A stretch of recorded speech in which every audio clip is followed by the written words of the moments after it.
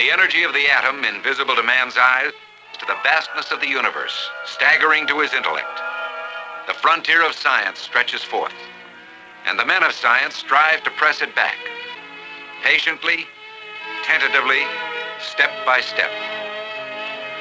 Two of the major challenges on this frontier of science are the exploration of outer space and the development of sources of energy. And two men who can tell us about these areas of progress are Dr. Guy Suits, a leader in scientific research, and Dr. Leo Steig, space scientist. To tell us about progress in energy generation, here's Dr. Suits, director of the General Electric Research Laboratory. Energy is an extremely important driving force in modern civilization.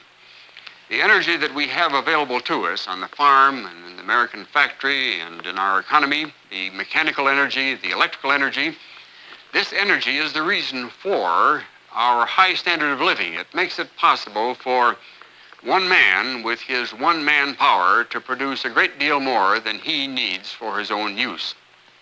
So the subject of energy generation, energy conversion is going to be important in modern American industry and in the laboratories of American industry for the indefinite future. We have to have more and better ways of generating energy, more efficient ways of doing so. Now, the bulk of our electrical energy, which is the most important form of energy in modern civilization, is produced today by the turbine generator. The starting point in generating electricity in a turbine generator is, of course, a fuel. In this case, one of the fossil fuels, so-called coal or oil or gas. With this fuel, we generate heat, which generates steam in a boiler, which in turn drives the turbine. You may think of the turbine as being a kind of a windmill. It has vanes like a windmill, and the vanes are driven with a high pressure and high temperature steam to rotate a shaft. The shaft drives the generator, which is a device very much like an electric motor. It produces the electricity which goes into the transmission line that you see here. And this, of course, finally brings the electric power into the home or to the factory or onto the farm. Now, the turbine generator produces about 90% of the world's electricity. It's a very effective and efficient method of producing bulk electricity. Nothing else has been able to compete with it to date. About 40% of the heat energy that goes into this system comes out over here as electrical energy. That's a high conversion efficiency, as we say. A turbine generator has some disadvantages, too. In order to have this high efficiency, this system must be large. It isn't possible to make a small, efficient turbine generator. So if we want portable electric power, we can't have this high efficiency in our electric generators. So portability would be a desirable feature in a new type of energy converter. If we could improve the efficiency, that would be desirable too. Now I have here on my desk one form of a new kind of energy converter that shows a great deal of promise, and I'd like to tell you something about it. This device is known as the fuel cell. You may think of it as a device something like a battery in its function. The device itself is actually this element, and the active portion of the element is actually a thin disk in the center of this structure. This device takes oxygen from the air and fuel in the form of hydrogen from this bulb, and by a process somewhat like the electrochemical process in the battery, produces electricity. Now this model is operative. I'll connect the circuit here, and you can see that the fuel cell is taking the hydrogen from this bulb, taking oxygen from the air, and converting it into electricity. This device is producing electricity at about twice the efficiency of a turbine generator, at about 70%, in other words. Now that's a very astounding fact.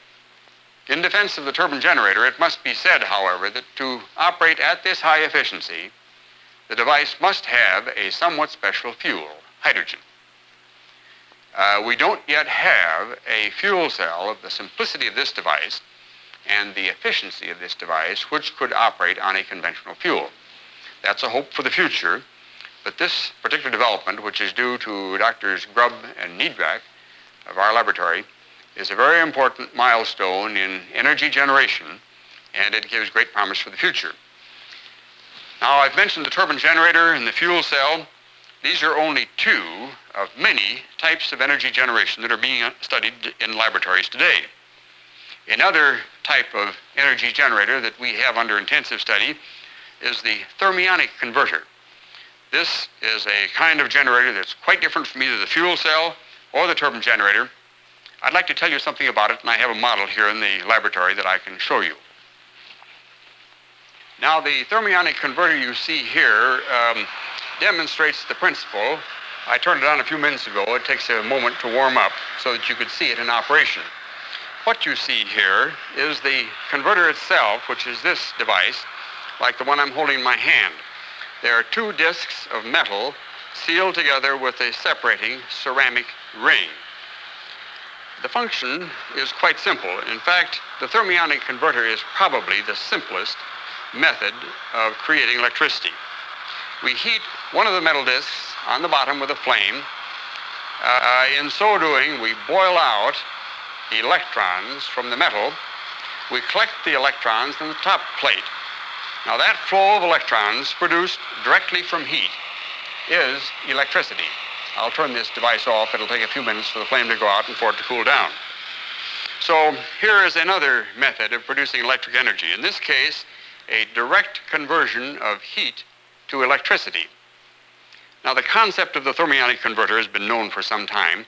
The trick has been to make the conversion efficient.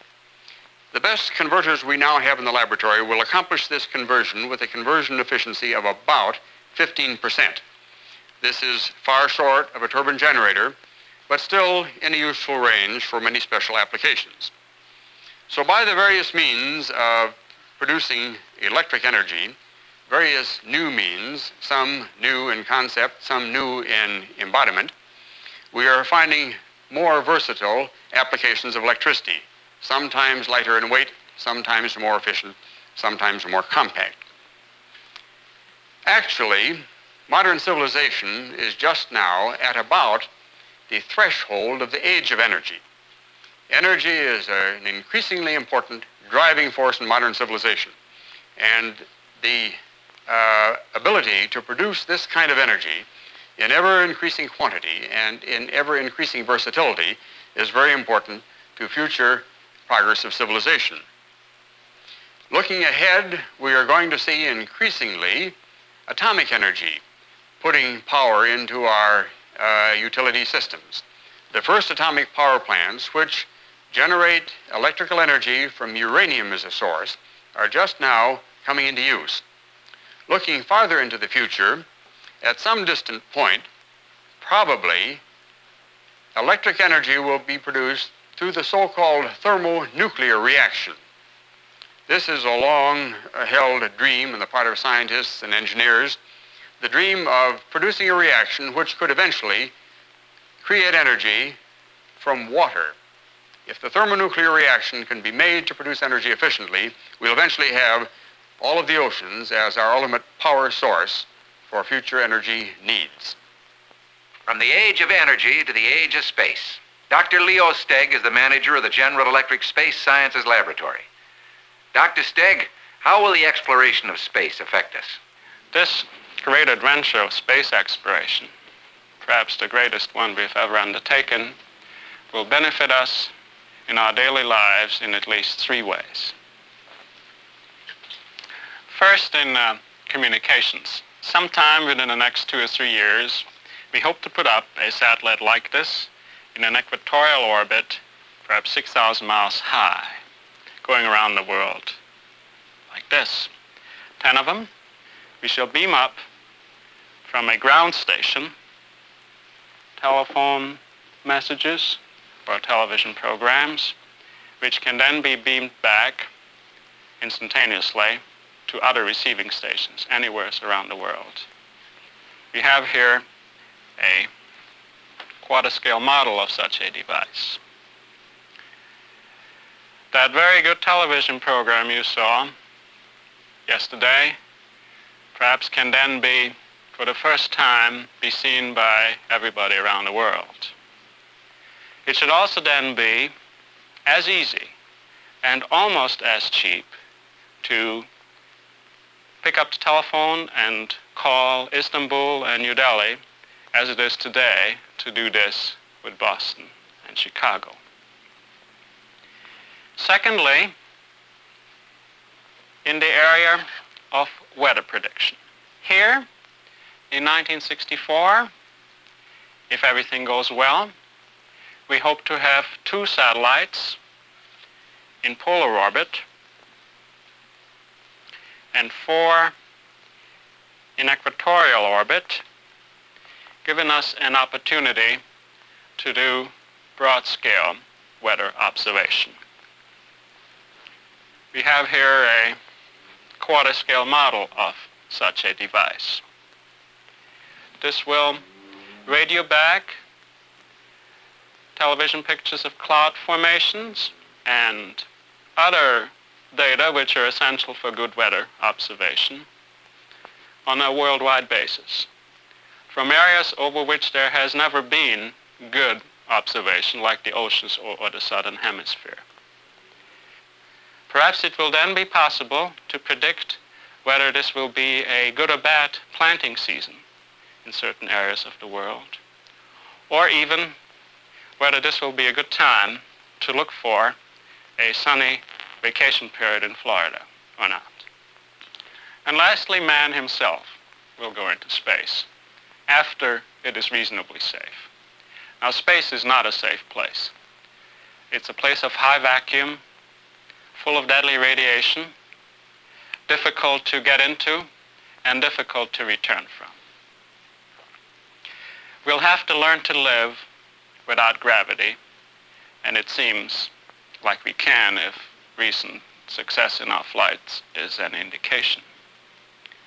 But our ships will have to live for a long time in a very hostile environment. We will have to supply radiation protection for man, and we will have to supply him a piece of our green planet and the atmosphere to live on. So we will have to test our vehicles before sending man out. Now, testing in space is very difficult and very expensive. So we first go through a period of testing on the ground in simulation devices.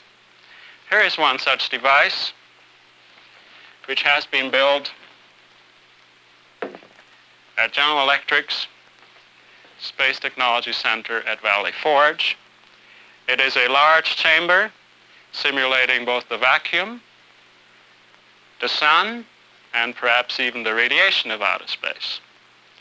It is large enough to accommodate our first manned and unmanned vehicles. So the program is as follows. We shall first test our vehicles on the ground in simulation chambers like this. We will send our unmanned vehicles out, firstly to do useful things for us, as in navigation and communication, and then to sample and explore the environment. And after we have learned more about this, and we feel sufficiently confident, we shall send man out, because man is essential if we want to go exploring. And then perhaps we shall find an answer to Fermi's famous question, where is everybody? That's a question well worth asking as we begin to understand the vastness of our universe. And if there's an answer to it, it'll be found by men like Dr. Suits and Dr. Steig, and the thousands of other dedicated men and women, scientists and engineers, who are right now working on 1,000 other questions. Questions that are equally intriguing and equally vital to man's progress.